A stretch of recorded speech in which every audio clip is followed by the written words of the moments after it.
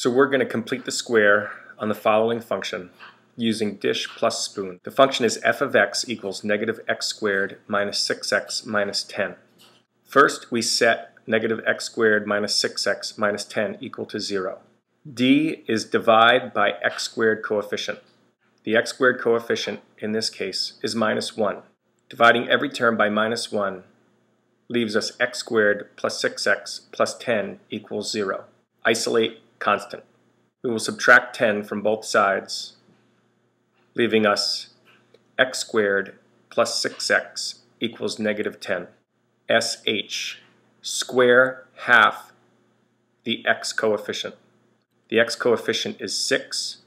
Half of 6 is 3. 3 squared is 9. Plus, we add 9 to both sides. We have x squared plus 6x plus 9 equals negative 10 plus 9. S. Square root. Note the perfect square. X squared plus 6x plus 9 is x plus 3 squared. FOIL it.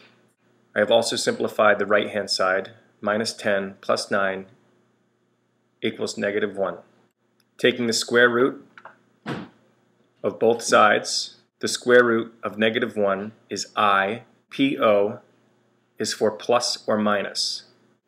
A quick note about the plus or minus. The graph of a quadratic has symmetry, and the plus or minus term reflects that concept of symmetry. The pun is no accident. O is for zeros, that the zeros of our quadratic are x equals negative 3 plus or minus I. In this case, we have no real zeros. That is, there are no x-intercepts. If the graph is above the x-axis, it will open up, and if it's below the axis, it will open down. There are only two ways to draw the graph of a quadratic that has no x-intercepts. If it is above the x-axis, it must open up. If it is below the x-axis, it must open down. We can still graph f of x. We first find the axis of symmetry on the line x equals negative b over 2a. Do not forget the minus signs.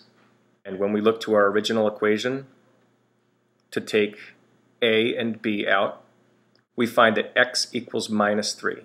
That is our axis of symmetry. Evaluating the function at negative 3, we get f of minus 3 is equal to negative 1. Now we have a point on our graph. We know the graph opens down because the coefficient in front of x squared is negative 1, and we're finished. The N in DISH+SPOON is never forget negatives. If you look back at our work, you'll see there are lots of times when there are negative numbers that we have to watch out for.